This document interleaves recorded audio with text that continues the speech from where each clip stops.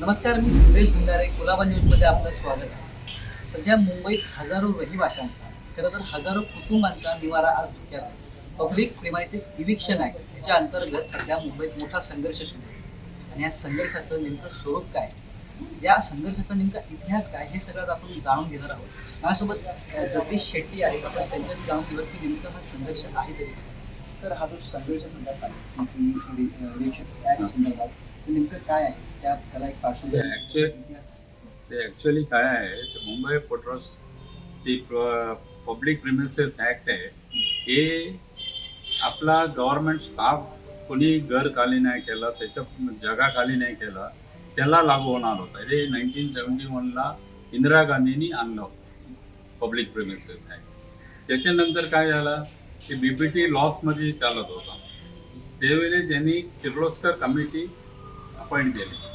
किर्लोस्कर कमिटीने सांगितलं तुमच्या एवढा जागा आहे, इस्टेट आहे, त्याच्यामध्ये तुम्ही 300% वाढवून घ्या रेंट, तर तुम्हाला प्रॉफिट होणार. ते BPTने काय केलं, 86पर्यंत सगळ्यांच्या लिस्ट चालू होता. लिस्ट जसा संपला तो सगळ्याला नोटीस पाठवलं नवीन रेट. त्यावेळी काय झालं, ते वाडिया म्हणजे एक कंपनी होतं, त्यांनी सुप्रीम कोर्टला फाईट केलं आणि सुप्रीम कोर्टला जजमेंट आला 2004ला की तुम्ही खाली 4% वाढवू शकते रेंटच्या एव्हरी इयर. त्याने हे काय आहे ते ऑक्टोबर टू ऑक्टोबर असते BPTचं. ऑक्टोबर 4% वाढवतो. 2014मध्ये हे लोकांनी परत काय केलं आहे, नवीन RR रेट आणले बॉम्बे पोर्टला. त्याच्यामध्ये काय झालं, ते 2014तून 25पर्यंत हे लोक गप बसले होते. 24ला सगळ्यांना नोटीस पाठवलं काय आमचा नवीन रेट आहे RR रेट, एवढा डिफरन्स तुम्ही भरायचा. आणि ते डिफरन्स आम्हाला 8 करोडपर्यंत आला. 2015मध्ये बलाड इस्टेटमधील नजीर बिल्डिंग, तर 2018मध्ये कनार्क बंदर परिसरातील गोकुळेश बिल्डिंग इथल्या कुटुंबांना आता बेदखल केलं गेलं आहे. आणि आता ससून डॉक परिसरातील अनेक लोकांचा रोजगार गेला आहे. BPTकडून अनेक कुटुंबांना नोटिसा दिल्यामुळे रहिवाशांमध्ये सध्या भीतीचं वातावरण आहे. हे आपला एक कमर्शियल रेट वेगळा आणलेला आहे, रेसिडेंट वेगळा आणला आहे. आणि हे सुप्रीम कोर्टचे 4% हे लोक सोडून दुसरं रेट नवीन आणलेलं आहे. ते कुणाला परवडणार नाही.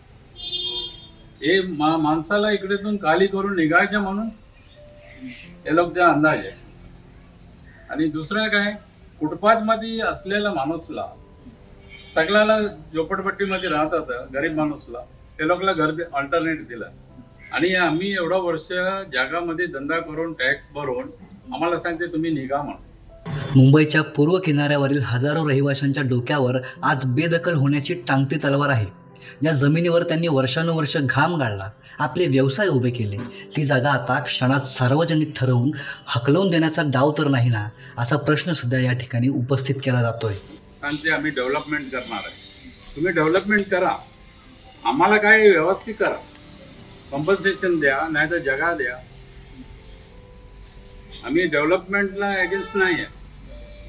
तुम्ही डेव्हलपमेंट केला, सगळ्याला काम पण भेटणार सगळं. पण आम्ही अगोदर इकडे बसलेल्या माणूसला आमच्या डोक्यावर पैर ठेवून तुम्ही वर केला तर आम्ही दाबून जाणार.